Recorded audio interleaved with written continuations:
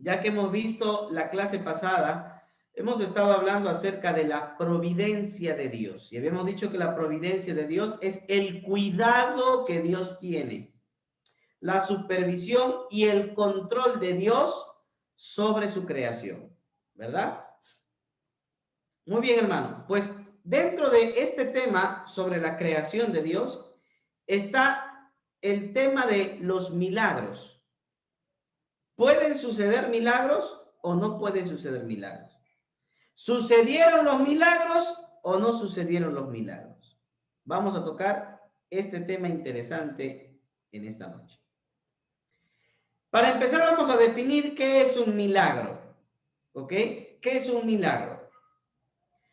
El doctor Norman Geisler, un apologista que murió hace 2 años atrás, él dice, milagro que lleguen las vacunas, pastor. No, milagro es una intervención divina o interrupción del curso regular del mundo que produce un acontecimiento inusual.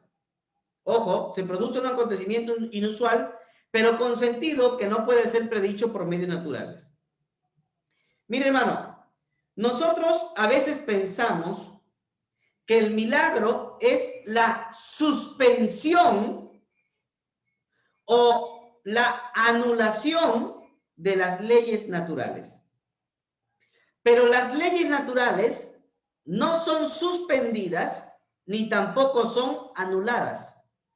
Las leyes naturales continúan su ciclo regular. El milagro o la intervención de Dios no destruye las leyes naturales de nuestro universo, sino que las intervienen. ¿Qué significa esto? Que los milagros no están contra la ciencia. Escuchen aquí.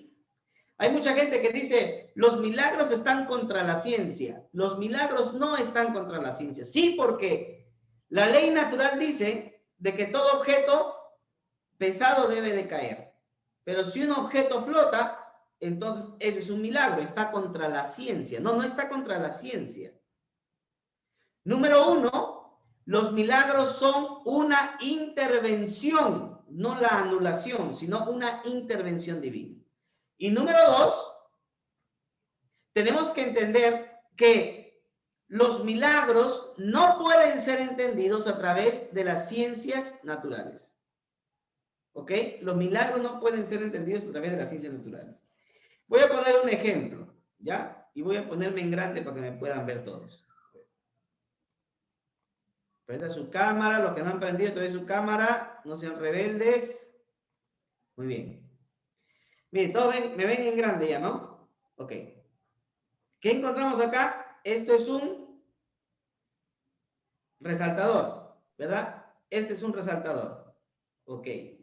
¿Es un milagro? No. Este es un resaltador.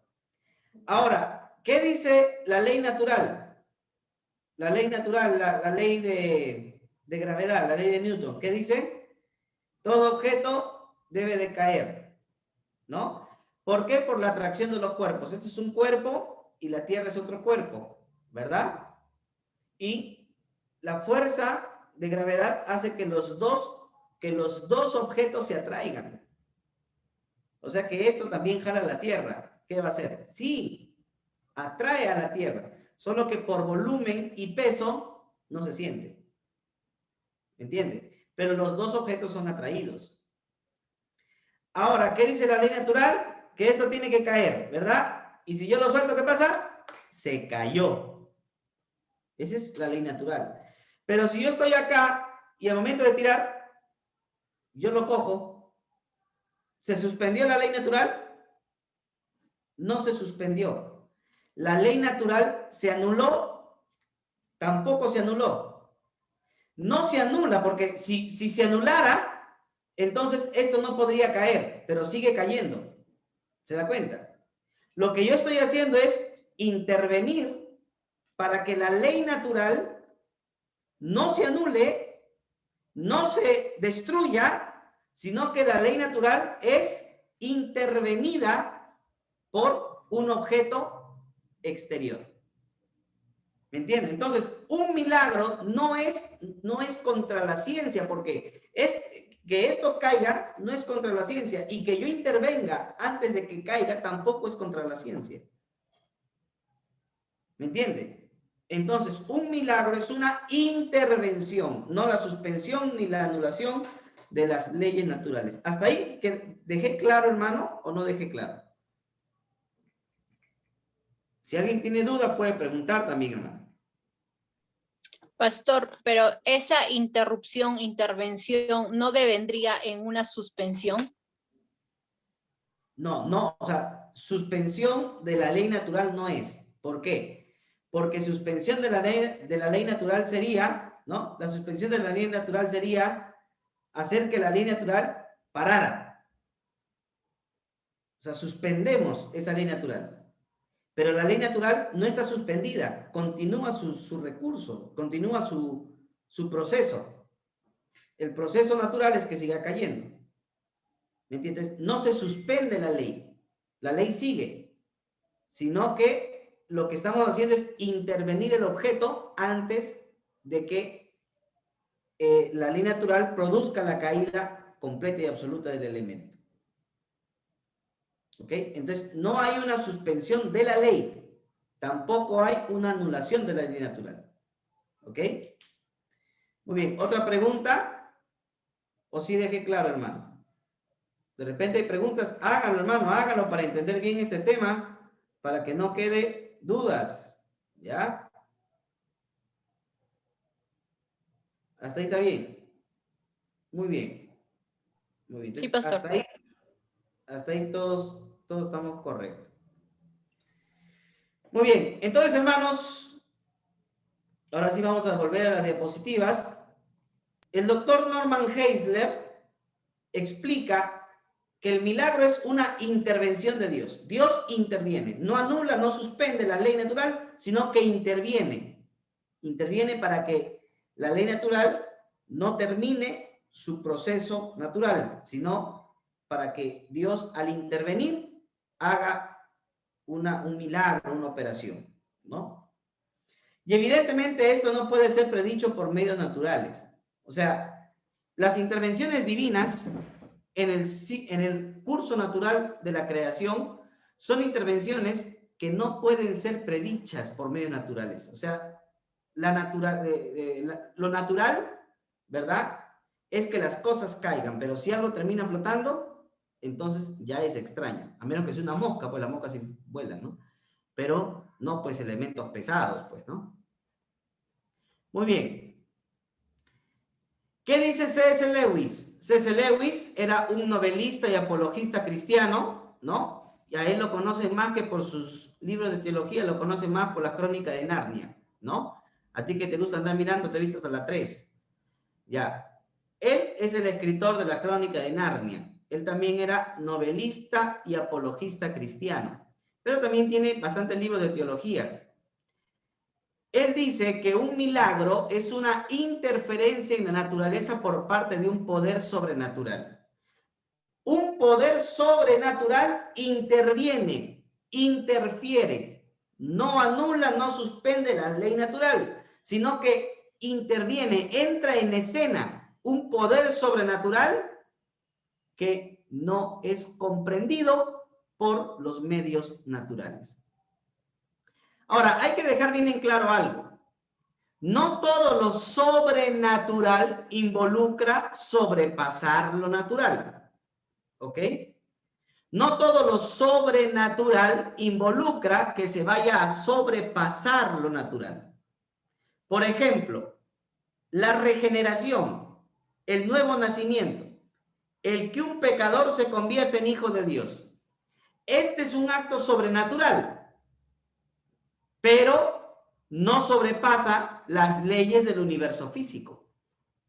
Yo el día que me convertí, así de feo que soy, me convertí, el Señor no me arregló la cara, igualito estoy. ¿Entienden o no? La cara me queda el testimonio. ¿Se da cuenta? Entonces, ¿qué quiere decir? Milagro hubiera sido que yo viniendo al Señor me hubiera puesto pues guapetón, pero no sucedió. ¿Me entiende? Entonces, ¿qué quiere decir? Que la regeneración, el acto de la salvación, es un acto sobrenatural, evidentemente, porque es un acto que lo realiza un Dios que es sobrenatural. Es algo que no puede ser medido ni siquiera por el pensamiento humano. Sin embargo, no todo lo sobrenatural tiene que sobrepasar las leyes del universo físico, porque la persona que se entrega a Cristo, pues no comienza a levitar, no comienza a hacer milagros o cosas por el estilo. ¿Ok? Así que hay cosas que son sobrenaturales, como la salvación, pero no significa que en su ejecución sea extraordinario. ¿Ok? Muy bien. Milagros en la Biblia. La Biblia es un libro que contiene muchos milagros. ¿Ok? La Biblia es un libro que contiene muchos milagros. ¿Por qué? Porque es un libro de teología. Y como libro de teología, trata de entender, ¿ok? Como libro de teología, trata de entender las intervenciones de Dios. Dios interviniendo en la historia del universo. En primer lugar, vamos a analizar el Antiguo Testamento. El Éxodo es el libro que contiene más milagros que cualquier otro libro del Antiguo Testamento. ¿Ok? Así que en el Antiguo Testamento el libro de Éxodo es el que tiene más milagros que Cashluna. ¿Ya? La vara de Moisés, ¿ok?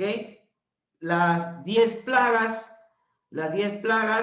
la columna de fuego, la columna de nube, la división del Mar Rojo, el maná, el agua de la roca, etc. Muchos milagros que se narran alrededor de la historia de la fundación de la nación de Israel cuando salió de Egipto y se estableció en la tierra de Canaán. El libro de Números contiene los relatos de la curación por parte de la serpiente de bronce, ¿verdad? Cuando todos comenzaron a murmurar y salieron serpientes, ¿verdad? Y comenzaron a morder a los murmuradores. O, por ejemplo, cuando el asna de Balán se puso a hablar. Esto evidentemente son actos milagrosos del Señor. ¿O acaso cuando tú llegas a tu casa, Firulá, y te dice, hola, ¿cómo te pasó? ¿Qué novedades? No, pues eso no sucede, ¿verdad? El que el asna hablara es evidentemente un acto milagroso, ¿ok? Es un acto milagroso. En el libro de Josué se menciona cómo los israelitas cruzaron por el río y dice que el río Jordán se secó para que el pueblo pudiera pasar en seco. Hermanos, no podemos ver todos los versículos bíblicos, ¿ok? Pero ya les prometo poder enviarles el PDF. Háganme recordar nomás, les enviaré el PDF de este archivo para que ustedes puedan tenerlo, leerlo y apuntar los números también, ¿ya? Muy bien, pero háganme recordar, porque si no me olvido. Muy bien, el libro de Reyes contiene los relatos del hijo de la viuda de Sarepta, que fue resucitado milagrosamente por Elías. El hijo de la mujer sunamita, que fue resucitado por Eliseo. Y la curación milagrosa de Naamán, un hombre que tenía lepra, y que Eliseo lo manda a bañar al río Jordán. Y evidentemente Naamán dijo, ¿qué me voy a bañar en el río Jordán? Mejor está la chirana. ¿Qué voy a meter yo acá? Está loco. Y le dijeron, pero ¿por qué te pones así? Ándate tú y obedece al profeta. Y entonces se metió 7 veces al agua y salió limpiecito con piel de bebé, ¿no? Muy bien. Ahora, términos hebreos. Esos son los milagros que cuenta el Antiguo Testamento. Más de esto ya no hay específicamente. O sea, los milagros, para redondear la idea, los milagros tampoco es que sucedan por toda la Biblia en todo momento. Tampoco es así. Sí hay milagros que suceden en una época específica, como por ejemplo en la época de Moisés. Pero no significa que se va a estar haciendo milagros a cada momento y a cada hora, ¿verdad? Muy bien, términos hebreos para milagros. El primer término hebreo para describir un milagro es el término hebreo od. Od normalmente se traduce como señal. Ese término aparece 29 veces en el Antiguo Testamento y 25 de estas veces se refieren a las plagas de Egipto o a las plagas del Éxodo u otros temas que son emparentados. Aparece seguido de la palabra moped, que se traduce como prodigios y milagros. O sea, la Biblia dice, y el Señor hizo señales, prodigios y milagros. Son términos que se usan conectados, ¿no? Para referirse a los milagros de Dios, a la obra de intervención de Dios en determinado momento de la historia, ¿no?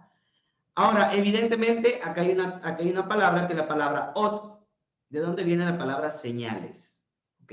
Señales. Luego viene la palabra moped. Ah, moped, si he visto, pastor, los moped, plazas eso. No, este es moped, ¿ok? En hebreo moped. Es una forma participia. ¿Qué es el participio hebreo? El participio hebreo es una categoría gramatical que indica una acción constante. Regularmente indica una acción constante. Así que la forma participa del verbo moped, yafá, significa brillar o resplandecer. Podríamos decir que los moped eran hechos espléndidos, eran prodigios, eran milagros, eran cosas que hacían brillar, era algo que la gente al mirar se deslumbraba, ¿no? Ese es el sentido del término hebreo. Aparece 36 veces en el Antiguo Testamento, 19 veces se refiere a las plagas de Egipto y el Éxodo, aunque a veces aparece solo sin otro término, ¿no? Sin otro término que la acompañe, pero también puede aparecer con el término ot, que significa señales, ¿ok? Muy bien. Seguimos. Tenemos otro término hebreo, es el término hebreo niflaot. El término hebreo niflaot es plural del verbo palá, que significa ser maravilloso. Transmite la idea de cosas que son maravillosas, cosas que dejan a la gente asombrada, cosas que a la gente le dejan estupefactas, ¿no? Se aplica en el Antiguo Testamento a hechos que son extraordinarios, pero no todos los hechos eran milagrosos. Se usa para las plagas de Egipto como también para el Éxodo. ¿Ok? Al Éxodo, como las plagas de Egipto, se las cataloga de niflaot, que significaría algo asombroso. Muy bien, en el Nuevo Testamento, ¿qué encontramos en el Nuevo Testamento? Así como Éxodo es el libro que registra más milagros, los evangelios son los que van a relatar más milagros sobre la vida de Cristo, ¿ok? Los evangelios van a ser los libros que van a relatar más milagros, ¿ok? Más obras milagrosas y evidentemente en torno a las obras de Cristo, ¿ok? Muy bien. Reinald Horace Fuller, un teólogo europeo, afirma que los milagros fundacionales están acompañados de milagros preliminares y milagros acompañantes. Ojo, milagros fundacionales. ¿A qué nos referimos con milagros fundacionales? Cuando la nación de Israel tuvo que ser fundada,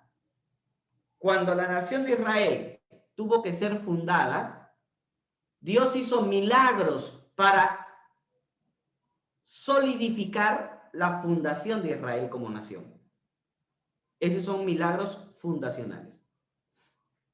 Cuando Dios va a fundar su iglesia, para fundar su iglesia, también Dios hace una serie de milagros que van a solidificar la fundación de la iglesia.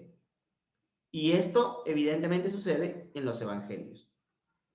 Esos son milagros fundacionales. Son milagros que van a fundar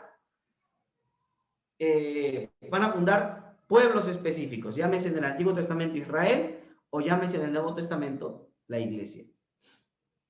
Ahora, el doctor Fuller dice, por ejemplo, dice que los milagros fundacionales siempre van a estar acompañados de milagros que le van a anteceder y milagros que le van a acompañar.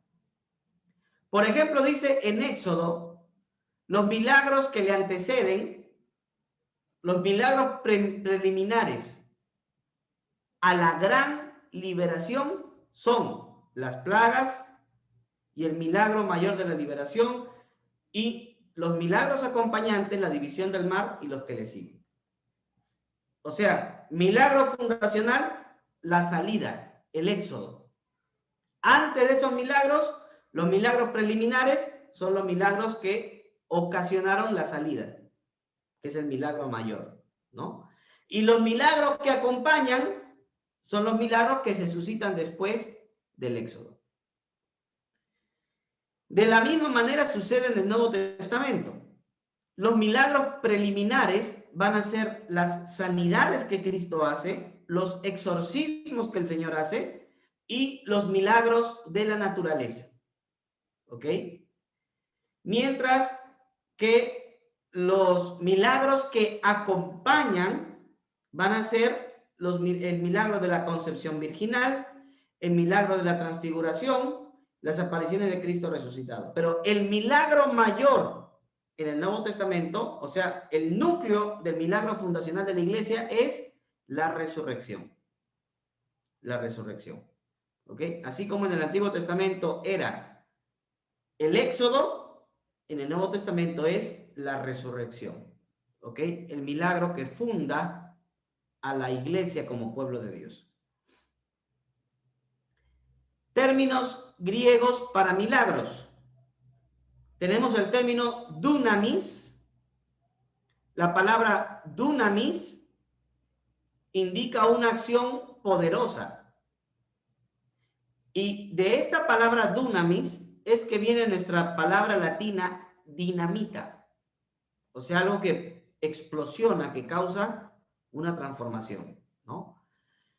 Se usa en los sinópticos, en Pablo, en Hechos y en Hebreos.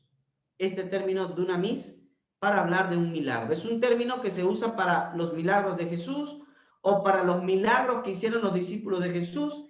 Inclusive se usa para los milagros que Jesús no pudo realizar a causa de la incredulidad de la gente, o se usa para los milagros de los apóstoles e inclusive se usa para el don de milagros. ¿Ok? Se usa el término dunamis.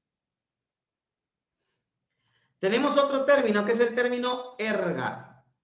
Es un término característicamente juanino cuando se refiere a un milagro. O sea, el Evangelio de Juan no utiliza el término dunamis. El Evangelio de Juan regularmente utiliza el término erga cuando se refiere a los milagros que Cristo hace. ¿Ok? Recuerde que el Evangelio de Juan se diferencia de los otros tres evangelios, ¿no? Evidentemente. Ya en algún momento tocaremos panorama de la Biblia, hermano. ¿Ok? Y evidentemente los evangelios sinópticos, Mateo, Marcos y Lucas, pues difieren muchísimo del Evangelio de Juan. ¿Ok?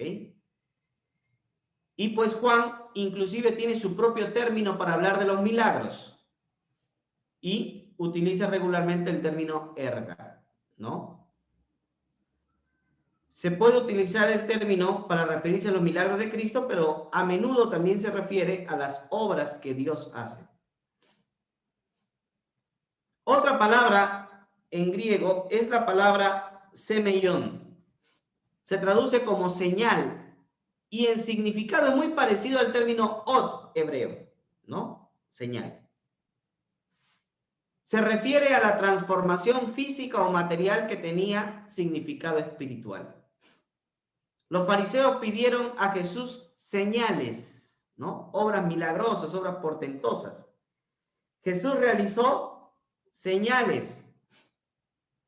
Los apóstoles hicieron señales. E inclusive dice la Biblia que al final de los tiempos, el hombre de pecado realizará ¿qué? Señales milagrosas también, ¿verdad? Las realizará con la finalidad de engañar a muchas personas, ¿ok? Al final de los tiempos, el hombre de pecado realizará muchas señales con la finalidad de engañar a las personas. Muy bien. Otro término para milagros en el Nuevo Testamento es el término teras. Teras significa maravilla y se utiliza para hablar de los milagros de los falsos cristos. Cuando se une semellón o teras, conforman una expresión unida, señales y maravillas, que se usó repetidamente para los milagros de Cristo. Por ejemplo, en Hechos 2:22, se dice que el Señor hizo señales y maravillas en medio del pueblo. Se usa también, unido a semellón, para hablar de los milagros apostólicos, donde se dice que los apóstoles hicieron señales y maravillas en medio del pueblo. Inclusive se usa para describir en el Nuevo Testamento los milagros de Moisés. Los milagros de Moisés. Y los presuntos milagros escatológicos también son llamados milagros o maravillas, ¿ok? Maravillas y señales, ¿ok? Muy bien. Vamos a algunas preguntas. ¿Cuál fue el propósito de los milagros de Jesús? ¿Por qué se dan especialmente en los evangelios? ¿Por qué los evangelios específicamente hablan de los milagros? ¿Y por qué se dan en la época de Cristo más que nada? ¿Ok? ¿Cuál fue ese propósito de que Cristo hiciera milagros? Número 1. Acerca de los milagros de Jesús. Los propósitos de los milagros de Jesús era glorificar a Dios. Cada vez que Cristo hacía un milagro, decía, glorifica a Dios. O el pueblo terminaba glorificando a Dios por lo que Cristo había hecho en medio de ellos. Así que el primer propósito de los milagros sería glorificar a Dios. Segundo propósito de los milagros de Cristo, compasión. En muchas ocasiones vemos que el Señor Jesucristo se compadeció de la gente, como de aquella viuda de Naín, cuyo hijo había muerto. Y el Señor dice, estremeciéndose las tripas, literalmente dice así, estremeciéndose los intestinos. Pero lo que se traduciría en español sería sintiendo gran compasión, ¿no? Pero en el griego original es estremeciéndose los intestinos. ¿Por qué, pastor? Eso lo vamos a ver ahora que veamos antropología cristiana, ¿ok? Cómo el cristianismo entiende al ser humano. Lo vamos a ver, no te desesperes, lo vamos a ver, ¿ya? Muy bien, entonces, el Señor Jesucristo, por causa de su compasión, realizó muchos milagros. Y número 3, otro de los propósitos de que Cristo hiciera milagros era de que la gente creyera que Él era el Mesías. ¿Ok? A través de estos actos milagrosos, Él demostraba que era el Mesías, el Hijo de Dios. Muy bien, ¿por qué se hicieron milagros entre los apóstoles? ¿Por qué los apóstoles hacían milagros?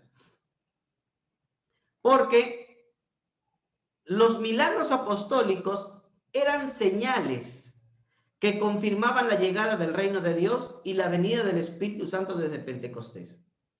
Mire, hermano, le voy a poner un ejemplo. Cuando alguien sale a predicar hoy en día, ¿con qué predicas? ¿Con el comercio? Perú 21, la República. ¿Con qué predicas? La Biblia. Con la Biblia. La autoridad que te respalda la predicación es la Biblia. Pero yo te pregunto, cuando los primeros cristianos predicaban, ¿con qué se respaldaban si no había Nuevo Testamento? ¿Me entiende? Entonces, el respaldo a la predicación cristiana tenía que ser por medio de milagros. Los milagros eran una demostración de que Dios estaba obrando milagrosamente por medio de ese predicador o de ese apóstol. ¿Para qué? Para que realice estos milagros. Así que los milagros son una demostración de que Dios estaba con los predicadores. ¿Ok? Por eso hoy en día muchos sinvergüenzas quieren hacer milagros, porque quieren demostrar que Dios está con ellos. ¿Ya? Pero esa es otra cosa, lo vamos a ver luego. Pero en la época apostólica,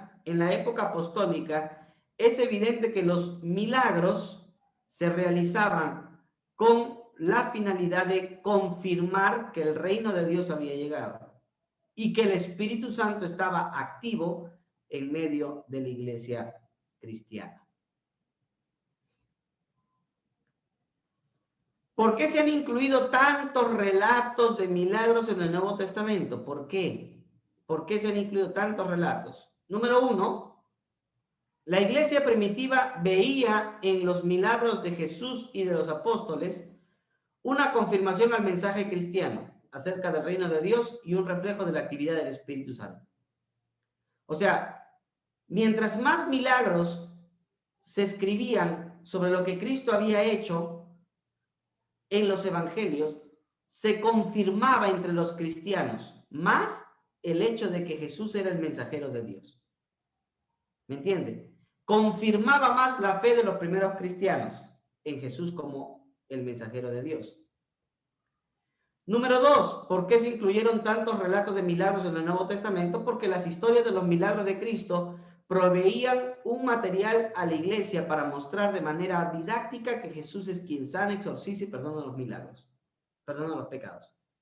En otras palabras, por medio de los relatos milagrosos en el ministerio de Jesús, la iglesia tenía ejemplos didácticos de cómo Jesús tiene poder sobre el mal y cómo la iglesia tiene que descansar en el poder de Cristo porque Él es quien sana, exorciza y perdona pecados.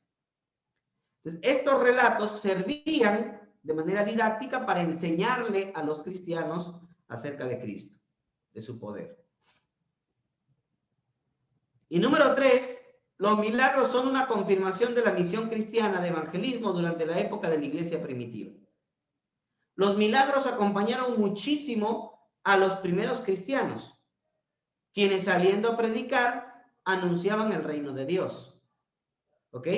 Y evidentemente la confirmación de esa predicación eran los milagros que ellos realizaban. ¿Ok?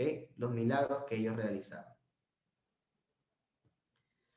Muy bien, vamos a ver un poquito de los milagros en la historia de la doctrina cristiana. Los milagros en la historia de la doctrina cristiana.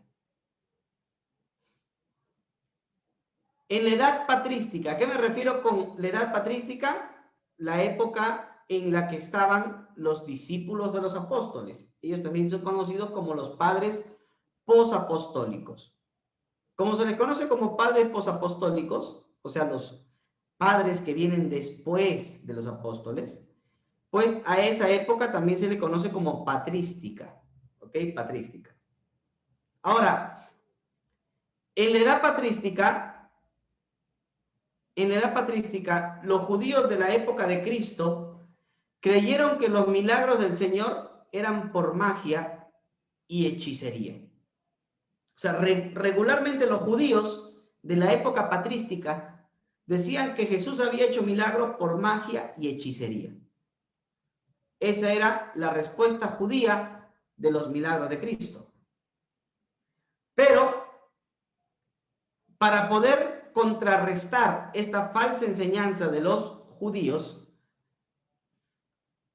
se levantaron apologistas cristianos, defensores cristianos, como Justino Mártir, Orígenes de Alejandría, Arnovio, Lactancio, y entre muchos otros, se explayaron con una defensa apologética de que los milagros de Cristo eran las obras de Dios mismo. O sea, en la época patrística, muchos de los padres de la iglesia defendieron frente al ataque judío, se defendieron argumentando que los milagros de Cristo eran realmente por obra de Dios y no por obra de magia ni de hechicería. Atanasio, siglo más tarde, entendió los milagros de Cristo como una proclamación de su señorío sobre la naturaleza. O sea, los milagros de Cristo son entendidos como la autoridad soberana y suprema que tiene Cristo sobre la naturaleza. Gregorio de Nicea magnificó los milagros de Cristo como mayores que la naturaleza. O sea, la creación ni siquiera se puede comparar a los milagros propios que Cristo había hecho. Años más tarde, Agustín de Hipona fue el primero en esbozar una doctrina sobre los milagros, tratando el tema de lo natural y sobrenatural y lo sobrenatural en su obra La ciudad de Dios. Agustín de Hipona afirmó que los milagros no son contrarios a la naturaleza porque la voluntad de un Dios creador es la naturaleza de las cosas creadas. Entonces un prodigio no ocurre como contrario a la naturaleza, sino que es contrario a nuestra propia definición de la naturaleza. O sea que para Agustín de Hipona, los milagros no son contrarios a la naturaleza, sino que no se pueden entender porque no podemos comprender todos los aspectos de la naturaleza. En la época medieval, ya estamos en la época medieval, Tomás de Aquino define los milagros como algo que va a sobrepasar la facultad de la naturaleza y por lo tanto son actos del poder de Dios. Para Tomás de Aquino, los propósitos de estos milagros eran la manifestación de lo sobrenatural y se les daba el nombre de señales o maravillas para indicar que estaban más allá de lo que nosotros podemos ver como algo ordinario o natural. Por eso tienen su propio nombre de señales y maravillas para catalogarlos como obras que no corresponden a lo natural y ordinario. En la época de la post-reforma y en la época moderna, con el advenimiento del deísmo, recuerde que el deísmo dice que Dios creó todo, pero Dios se alejó de su creación para que todo siguiera el curso regular sin que Dios se interesara por lo que pasa en la tierra. Cuando viene este pensamiento deísta y cuando viene la ilustración, la época del avance científico, comienzan las ciencias naturales, comienzan las ciencias físicas, los milagros se comienzan a tornar en un tema de mucha discusión, especialmente en lo que se refiere a la historicidad y la realidad de los pasajes bíblicos.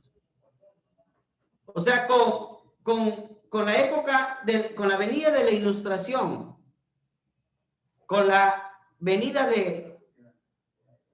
del renacimiento, la investigación, el avance científico, hace que se comience a poner en tela de juicio los milagros que la Biblia decía.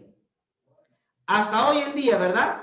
Se sigue este tipo de pensamiento moderno, donde la gente niega que los milagros hayan podido suceder.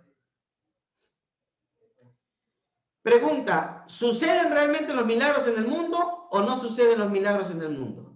¿Qué dicen ustedes? ¿Cuántos piensan que sí? ¿Cuántos piensan que no? ¿Sucede milagro? Yo no hablo en la actualidad. No hablo en la actualidad.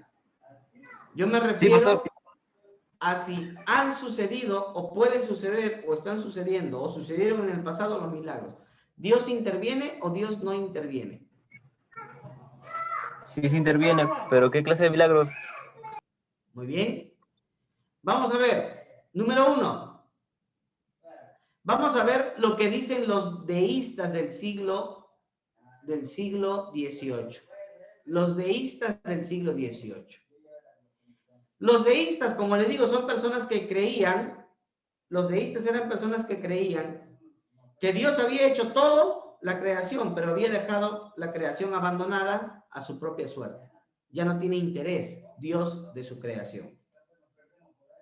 Ahora, los deístas del siglo XVIII negaban la posibilidad de los milagros, porque, según ellos, los milagros infringen la ley natural. O sea, los milagros van contra la ley natural, entonces los milagros no pueden ser verdad. Aseguran que los antiguos creían en milagros porque desconocían las leyes de la naturaleza. Pero una vez que la gente descubre las leyes de la naturaleza, entonces se debe rechazar la idea de los milagros. ¿Ok? Eso es lo que dicen los deístas. Ahora, una pregunta es, ¿qué es una ley natural? Buena pregunta, ¿no? ¿Qué es una ley natural?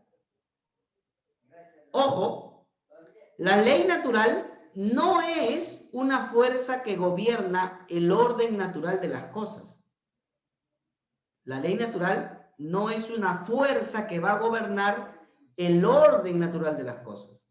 La ley natural es solo una observación humana sobre acontecimientos naturales. ¿Entienden? ¿Cuál es la diferencia? La diferencia es que si yo considero que la ley natural es una fuerza que en sí misma gobierna el orden natural de las cosas, le estoy dando, lo estoy poniendo como una ley absoluta, ¿verdad? Una ley absoluta que sí o sí siempre se va a cumplir. Sin embargo, estas leyes son entendidas en base a una observación humana. Y las observaciones humanas pueden ser algunas veces modificadas, ¿verdad? No toda observación humana es plenamente cierta. ¿Estamos o no de acuerdo? Por eso es que la ciencia sigue cambiando, ¿verdad? Sigue cambiando. Así que la ley natural no es una ley absoluta, es una ley relativa, es una ley no absoluta, es una ley relativa a la observación humana. Quien controla todas las leyes del universo es Dios. Él es absoluto, Él sí. Él puede determinar cómo el universo va a seguir su curso, pero solamente lo que nosotros llamamos leyes naturales, en realidad son observaciones humanas que pueden ser equivocadas sobre nuestra naturaleza. Entonces, los milagros son entonces una desviación o un sobrepasar la ley natural, pero sin violarla. Patrick Noel Smith sugiere que los milagros bien pueden ser leyes naturales, que no han sido aún conocidas o esclarecidas en el cambiante mundo de las ciencias. Para este estudioso, los milagros en realidad no son milagros. Para este estudioso, los milagros en algún momento van a llegar a entenderse porque no se conoce qué fue lo que realmente sucedió.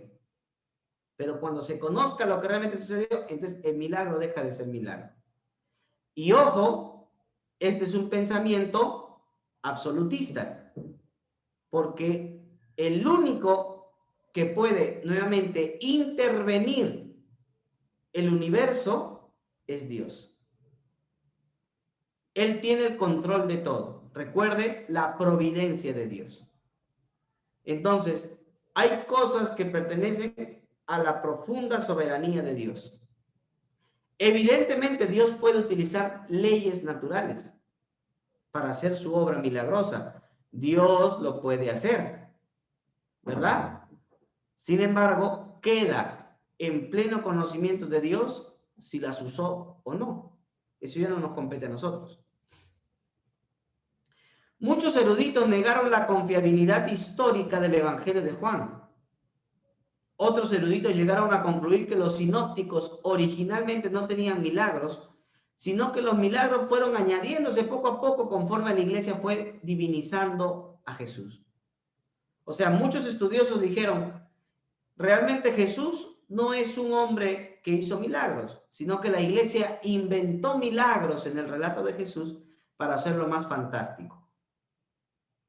Sin embargo, los eruditos atribuyen a Marcos y a la fuente Q una fecha temprana, y es sabido que estos libros ya contenían relatos de milagros de Jesús. Por lo tanto, afirmar que los milagros fueron relatos inventados por la iglesia cristiana para hacer más fantástica la persona de Cristo no es correcto.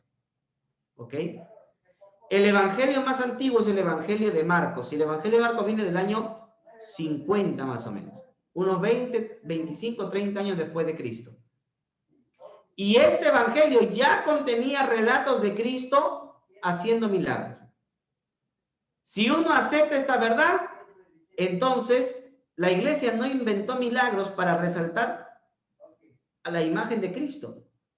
La iglesia solamente está recordando episodios milagrosos que Cristo hizo para manifestarse a sí mismo como hijo de Dios. Amén. Inclusive, como dice C.S. Lewis, el milagro de la encarnación se hizo efectivo cuando Cristo vino al mundo. ¿Ok? El milagro de la encarnación se ha hecho efectivo cuando Cristo vino al mundo. Muy bien, la objeción del naturalismo cientificismo del siglo XX. ¿Qué dicen los científicos, qué dicen los naturalistas sobre los milagros? ¿Son posibles los milagros según los naturalistas y científicos?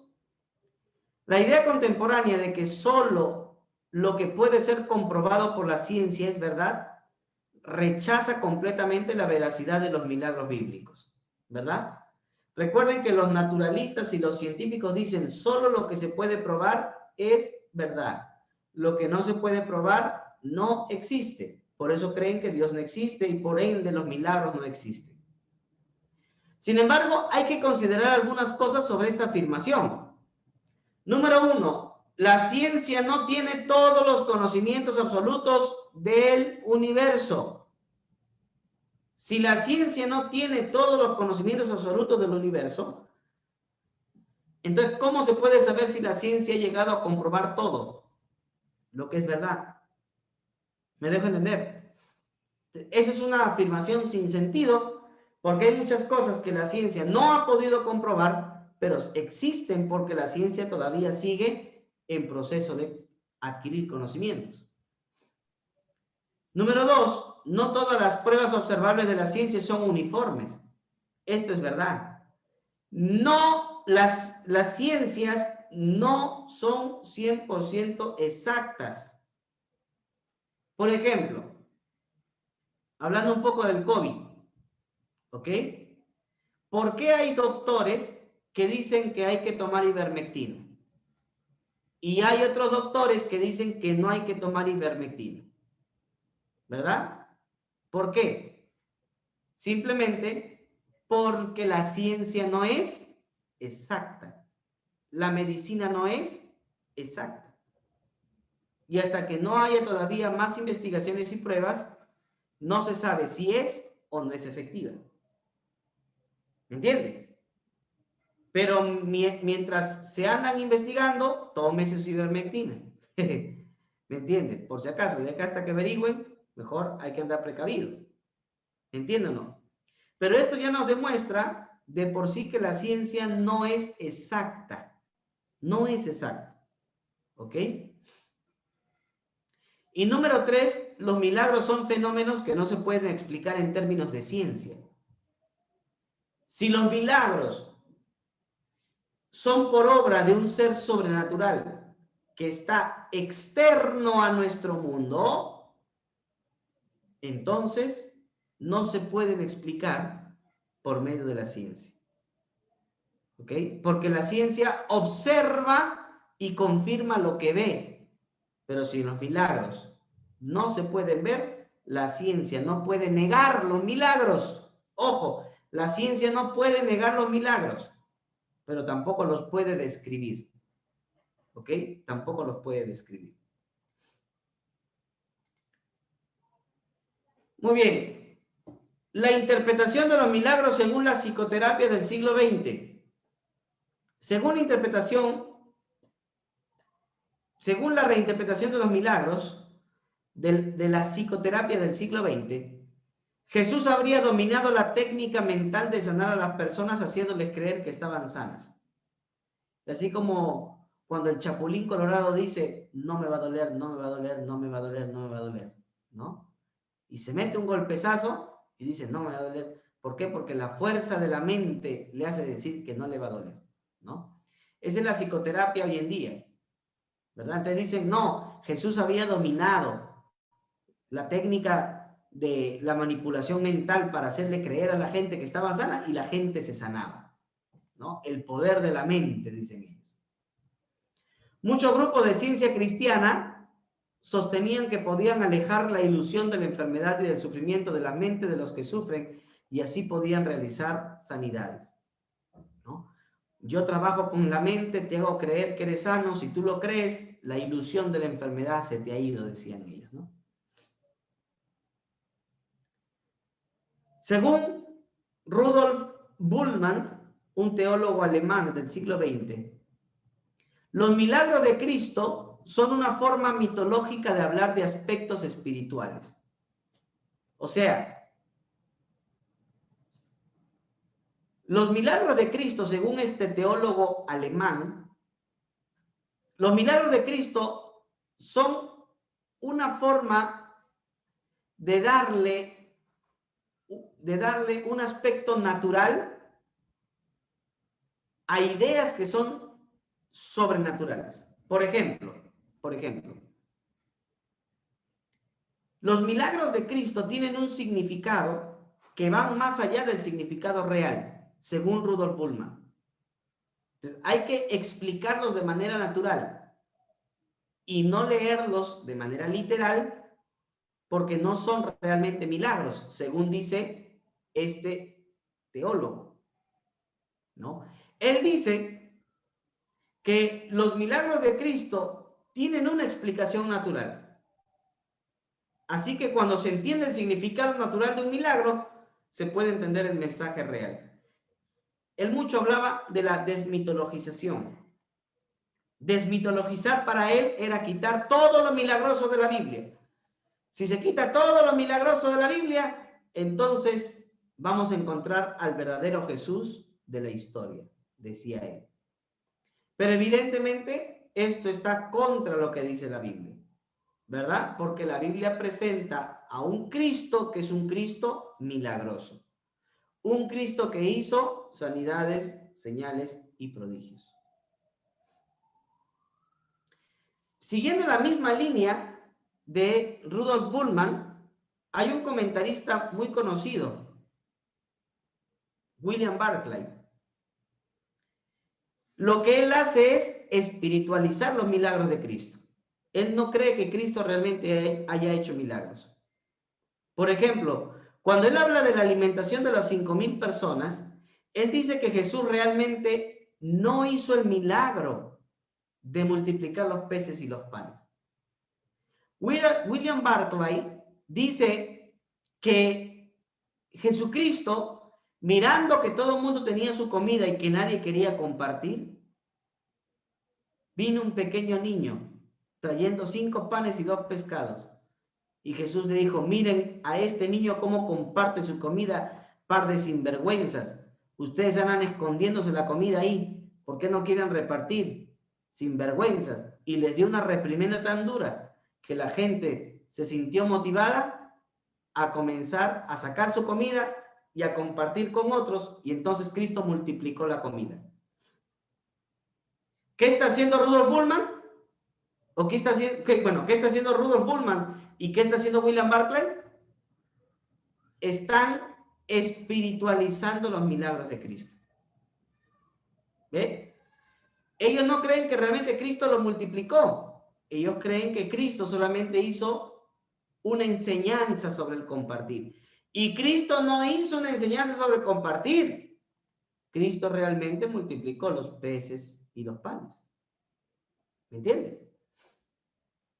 Por ejemplo, cuando William Barclay comenta acerca de la resurrección de Lázaro, él dice que Lázaro no había muerto, sino que Lázaro había hecho un pecado tan grande que era como si estuviera muerto. Y cuando Jesús lo resucitó, no lo resucitó, sino que le perdonó ese pecado. ¿Qué está haciendo? Está espiritualizando los milagros de Cristo. ¿Por qué? Porque esta sarta de teólogos que han salido hoy en día no creen en milagros. ¿Entiendes? No creen en milagros. Entonces, para ellos es difícil creer en milagros y andan dando una explicación racional a los milagros de Cristo. ¿Ok? Entonces, hay que tener mucho cuidado, ¿ya? Hay que tener mucho cuidado cuando se lee a teólogos, porque uno puede leer teólogos fulano y tal, sultano, y hay que tener cuidado porque no todo lo que dicen es verdad, hermano. ¿Ok? Muy bien. ¿Qué pensamos los cristianos actualmente sobre los milagros? ¿Qué creemos nosotros, los que somos hijos de Dios? Miren lo que dice Lewis. Si admitimos a Dios, ¿debemos admitir milagros? Claro está que al menos no estamos asegurados contra ellos. Ese es el trato. La teología dice, en efecto, admite a Dios y con aceptar a Dios, aceptas el riesgo de algunos milagros y yo a cambio ratificaré tu confianza en una uniformidad con respecto a la gran mayoría de los acontecimientos. ¿Qué está diciendo? Lewis dice, si tú aceptas a Dios, tienes que aceptar que los milagros son posibles. Porque Dios es todopoderoso. Porque Dios es milagroso. Porque Dios tiene todo el poder. Así que es imposible que alguien diga que cree en Dios, pero no cree en milagros. Es imposible, pues, ¿no? Pastor, ¿y qué hay de Rudolf Bultmann? ¿Qué hay de William Barclay, de todos estos teólogos que hemos visto? Ellos no creían en Dios. Ellos no tenían la idea de Dios como nosotros tenemos. ¿Ustedes recuerdan los teólogos liberales que habíamos estudiado una vez? Estos teólogos liberales no creen en un Dios personal. Ellos creen en un Dios ideal. ¿Ok? Tienen la idea de un Dios, pero no creen que este Dios sea un Dios personal. Pero nosotros, si creemos que Dios es un Dios personal, si nosotros creemos que Dios es un Dios real, entonces evidentemente los milagros sí existen. ¿Amén? Los milagros sí existen. Usted no puede decir que cree en Dios y no creer que los milagros existen. Es imposible. Tenemos otro teólogo. Tenemos aquí a William Lane Craig. Él es un teólogo apologista cristiano norteamericano. Miren lo que dice. Solo si se cree que Dios no existe, entonces estaría de acuerdo que lo milagroso sería absurdo. No obstante, si hay un creador que diseñó y le dio la vida al universo que sustenta su existencia a cada momento, que tiene la responsabilidad de las leyes naturales que gobiernan el mundo físico, sin duda es racional creer que lo milagroso es posible. ¿Me entiendes? O sea, si yo creo que Dios no existe, los milagros son absurdos. Pero si yo creo que Dios existe, entonces creer en milagros no es absurdo. ¿Amén? Creer en milagros no es absurdo. Porque estás creyendo que Dios existe. Y si Dios existe, puede intervenir en la historia y puede hacer milagros. Bien, hermanos, yo creo que este tema, ¿suceden realmente los milagros en la actualidad? Este tema lo voy a tocar más ampliamente la próxima semana. ¿Qué le parece? ¿Ok? Porque aquí hay algunas cosas que quiero profundizar. ¿Ok? Aquí hay algunas cosas que quiero profundizar. Vamos a hablar de los cesacionistas, de los continuistas y de los, bueno, cesacionistas y continuistas, ¿no?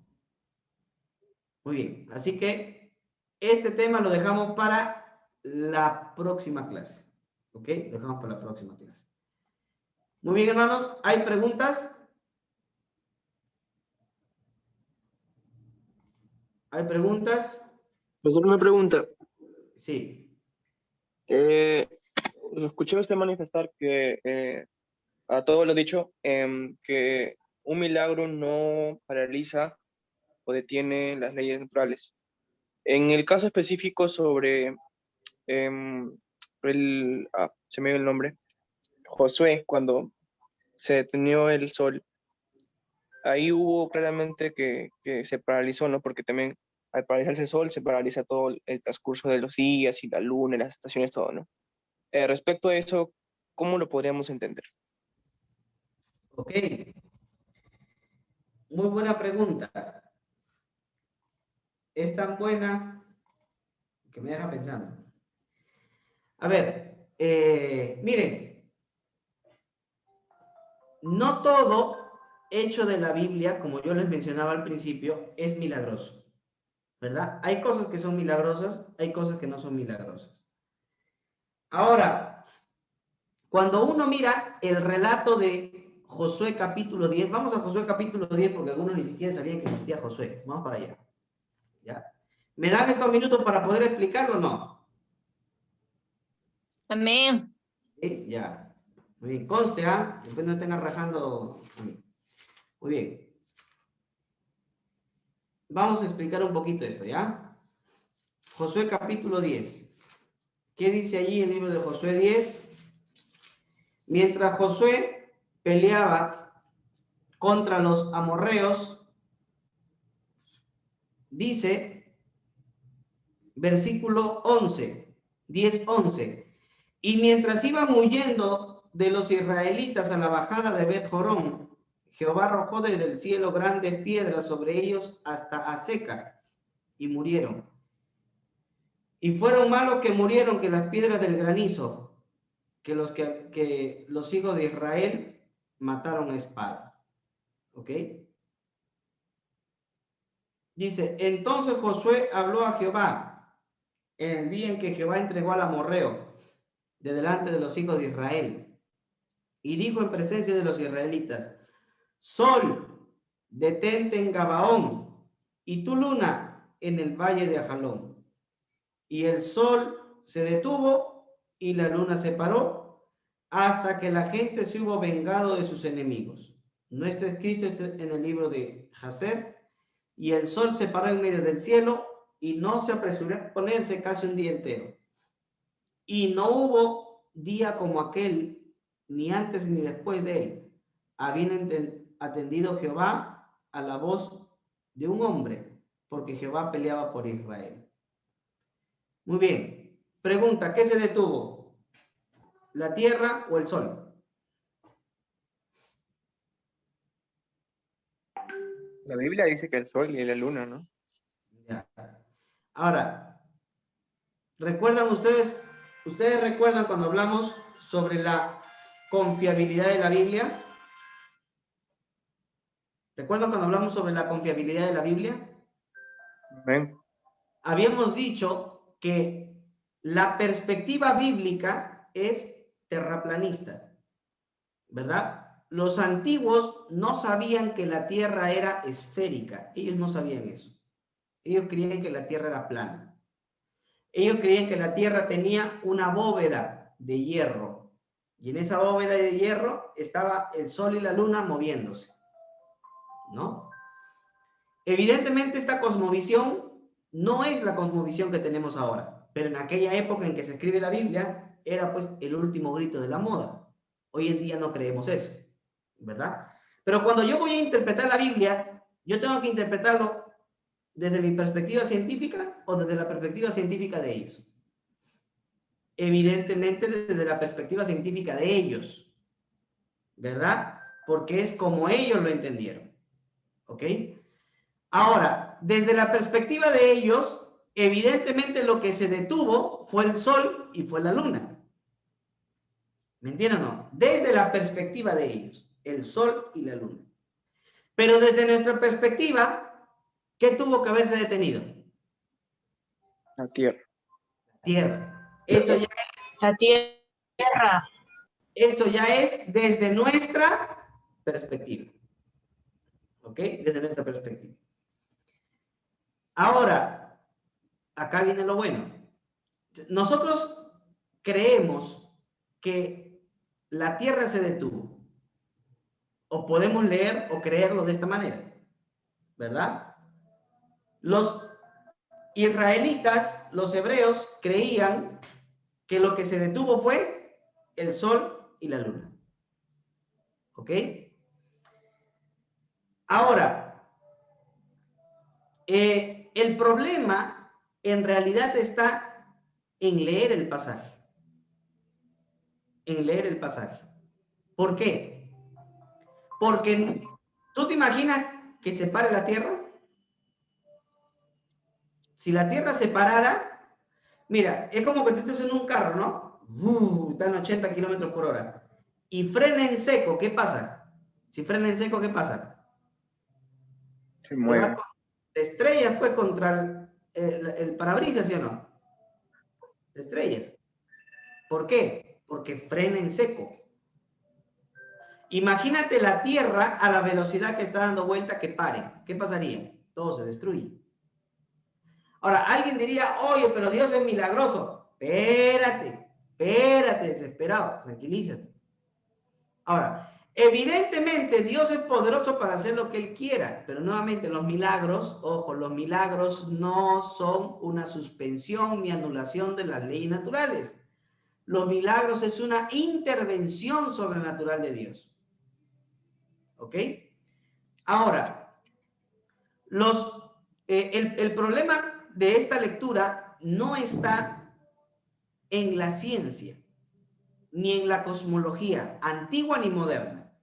O sea, el pasaje yo no lo voy a entender desde la cosmología hebrea antigua, porque el sol y la luna no se paran, ni tampoco lo voy a entender desde la perspectiva cosmológica moderna, porque tendría que pensar que la Tierra se ha parado, y pudiera ser posible, pero el problema no se entiende desde la cosmología, el problema se entiende desde la filología. Ahora, ¿qué es filología? El estudio de las palabras. Los estudiosos del hebreo bíblico han llegado a explicar que la frase sol, detente, y el sol se detuvo y la luna se paró, detener y pararse, son dos términos hebreos, escuche, son dos términos hebreos que se utilizan en otras lenguas para describir un eclipse solar. ¿Me dejo entender o no? O sea, para mí, sol detente y luna párate. ¿Qué cosa es detenerse y pararse? Stop, ¿sí o no? Para los antiguos hebreos, que el sol se detenga y la luna se pare, era una expresión idiomática para hablar de un eclipse, porque ellos no podían hablar, ellos no decían eclipse solar, no decían porque no sabían cómo explicar ese evento. ¿Me entienden o no?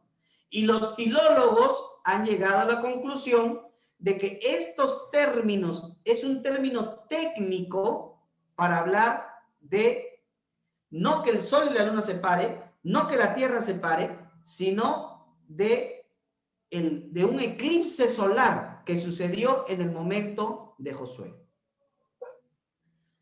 Ahora, los científicos también han podido reconstruir con el tiempo. Los científicos han podido reconstruir matemáticamente un eclipse que haya sucedido y que haya podido ser visto desde el Valle de Jalón en la época de Josué, en el siglo II a.C. Y los científicos han podido dar la fecha exacta, matemáticamente lo han hecho, por medio de computadoras.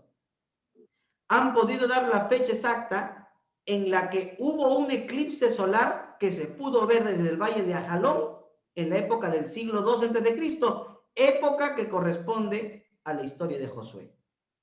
O sea, el relato es posible, sí es posible. ¿Es histórico? Sí es histórico.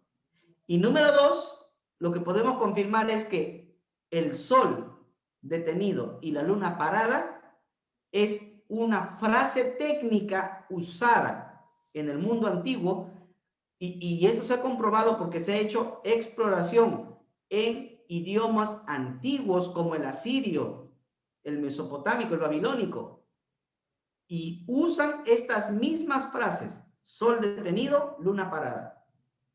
Lo usan como un término técnico antiguo, cosmológico, para hablar de un eclipse solar. Así que, en otras palabras, ¿el sol se detuvo? No. ¿La luna se paró? Tampoco. ¿La tierra? Menos. Lo que Josué está hablando es de un eclipse solar que sucedió en ese momento. ¿Me entiende? Que sucedió en ese momento. Ahora, por eso le digo, el error no está en la Biblia. ¿Me entiende? El error no está en la Biblia. El error está en que nosotros muchas veces desconocemos el contexto, desconocemos la cultura y no entendemos la Biblia como debería entenderse en el contexto y en la cultura. Porque la frase, nuevamente, la frase sol detente y luna parada, esta frase es un término técnico que si nosotros no lo exploramos a través de la filología en otros idiomas, podríamos creer que realmente el sol y la luna se paró o que la tierra se paró. Y ninguna de esas alternativas es la correcta. Entonces, es importante entender el contexto cultural de la gente que escribió la Biblia, sí. Porque si no entiendo el contexto cultural, voy a decir que la tierra se paró. O voy a decir que el sol y la luna se paró. Y eso son cosas que no tienen que ver ni con la ciencia, ni con Dios, ni con lo que dice Josué. ¿Hasta ahí claro? Pastor, ¿y los manuscritos hebreos dicen lo mismo, la misma palabra o hay una variante? No, dicen lo mismo. Lo que pasa es que estamos hablando de los términos hebreos literales. ¿Ok? Estos términos hebreos evidentemente son términos paralelos al acadio, términos paralelos al caldeo, que era el idioma que hablaban los mesopotámicos, los de Babilonia. Estos se llaman cognados. Cognados son palabras que aparecen en un idioma, pero que aparecen también en equivalencias en otros idiomas de la misma zona, de la misma región, o que son de la misma familia lingüística, ¿no? Eso se llama un cognado. Entonces, se sabe que la forma del hebreo, y si quieren lo puedo poner también ahorita para que lo puedan analizar, pero se nos va la hora, ¿no? Pero la forma de estos vocablos, ¿ok? Pararse y pararse es amar, ¿no? Pararse y detenerse, estos tienen sus cognados en lenguas semíticas. Y en lenguas semíticas siempre se usa en referencia a un eclipse solar. ¿Ok? Entonces, no hay de qué dudar de que evidentemente lo que Josué está hablando es un eclipse. Y nuevamente, matemáticamente ha sido comprobado. La Universidad Hebrea de Jerusalén ha hecho la investigación y ha presentado un reporte. Yo tengo un reporte que presentó el arqueólogo David Weinstein de la Universidad Hebrea de Jerusalén, específicamente haciendo la investigación de cómo estos vocablos hebreos son vocablos técnicos para designar un eclipse, ¿no? Y por medio de un astrofísico hizo los cálculos matemáticos por medio de una computadora para ver si desde el Valle de Ajalón se podía ver algún eclipse solar en la época del siglo XII. Y, hasta la fecha exacta. Yo les voy a pasar el reporte, está en inglés, pero lo que lea en inglés ya pues aprovechen, ¿no? Y ahí se da hasta la fecha exacta y la hora en la que se pudo ver un eclipse desde el Valle de Jalón. O sea, sería más o menos, podríamos decir que esa fue la hora exacta en la que Josué dijo o miró el evento, ¿no? Interesante, ¿no? Entonces, hermanos, ojo, muchas veces tengamos cuidado cuando leemos la Biblia, ¿no? Porque muchas veces queremos que la Biblia diga algo que nunca dijo. No, pero el sol y la luna se paró. Falso. Entonces la tierra se paró. Peor. ¿Me entiendes? Porque, no, pero ahí lo dice. Lo dice, pero lo estás entendiendo mal. Porque si entendieras el contexto, entendieras la filología, entendieras lo que dice el texto, realmente en su propio contexto, entonces sería mucho más claro, ¿no? Así que, hermanos, es mejor siempre estudiar la Biblia desde su propio contexto histórico-cultural y no querer que la Biblia diga cosas desde nuestra época, porque si la Biblia hubiera sido escrita desde nuestra época, hubiéramos dicho, y Josué dijo, ¿no? Que hay un eclipse ahora. Claro, pero la palabra eclipse es un término, pues, moderno, ¿no? Muy bien, hermanos. ¿Otra pregunta? Pastor, solo una última intervención. ¿Usted considera que en la actualidad, con todas los avances que están habiendo, los manuscritos y todos los acontecimientos que están sucediendo en la actualización bíblica, considera que se debe haber un cambio en capítulo de Josué 10? A ver, yo considero que va a depender mucho de la traducción. O sea, una traducción formal, una traducción que busca una equivalencia casi exacta de los términos hebreos, va a tener que traducir el texto y Josué dijo, luna, sol detente y luna párate, ¿no? Esa sería una traducción formal. Pero desde la filología, y si yo quiero que el lector lo entienda correctamente, la mejor traducción sería, y Josué dijo que hay un eclipse solar, ¿no? Pero esto va a depender también muchísimo de las casas editoriales y todo lo demás, ¿no? De gente que se dedique a hacer traducciones para traer antiguos conceptos a conceptos que son actuales. Es como cuando la Biblia dice, si tu enemigo tiene hambre, dale de comer. Si tu enemigo, pero no le vas a dar racumín. Si tu enemigo tiene sed, dale de beber. Porque haciendo estas cosas, ¿qué? Ascuas de fuego amontonas sobre su cabeza. Muy bien, ¿qué cosa es ascuas de fuego amontonas sobre su cabeza? Las ascuas son carbones encendidos. O sea, lo que se te viene a la mente es que tu cabeza tiene un montón de carbones encendidos como para hacer una parrillada. No. Nuevamente, ascuas de fuego amontonadas sobre la cabeza es un término técnico, es un semitismo, es una expresión hebrea que significaba que la persona se pone roja de la vergüenza. Entonces, si yo hago una traducción formal, la traducción formal debería ser, si tu enemigo tiene hambre, dale de comer, tiene sed de beber, porque ascua de fuego amontona sobre su cabeza.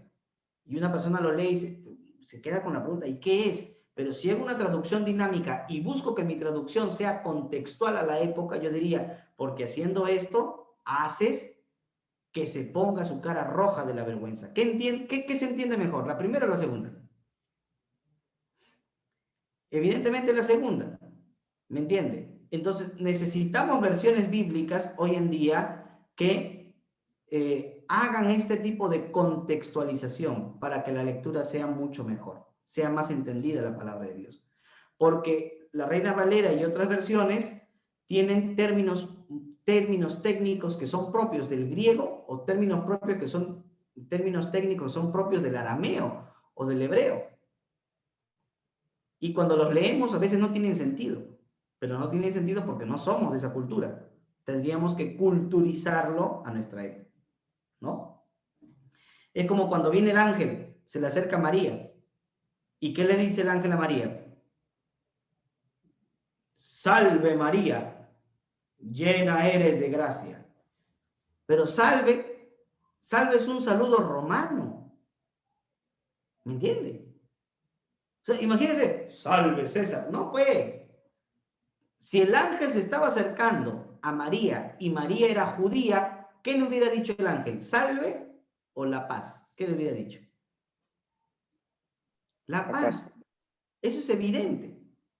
Pero ahora, si yo traduzco esa escena para nuestra cultura, entonces el ángel le dice, la paz sea contigo, María. Entonces, uno se le viene a la mente, la paz, la paz del Señor que va a reposar. No. En nuestra cultura eso sería, hola, ¿cómo estás? Eso sería. ¿Me entienden o no?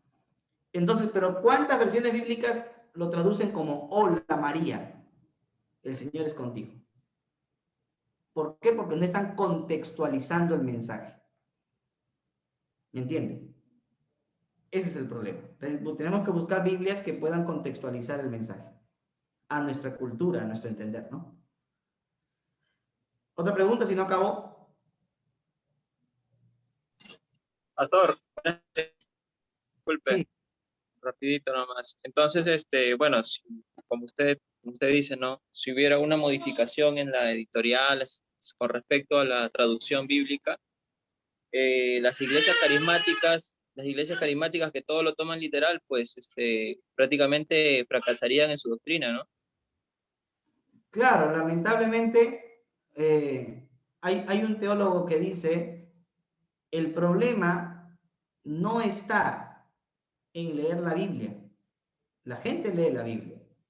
El problema está que la gente no sabe leer la Biblia. Y entonces vienen a la Biblia con muchas expectativas de lo que creen ellos que dice. En realidad no dice. Entonces se necesita entender el contexto de la Biblia. ¿Ok? Y cómo ese contexto traspasarlo a nuestra época, a lo que nosotros hoy necesitamos. ¿Ok? Muy bien. Otra pregunta, si no acá acabo. 5, 4, 3, 2, 1. Gracias. Bien, hermanos. Entonces,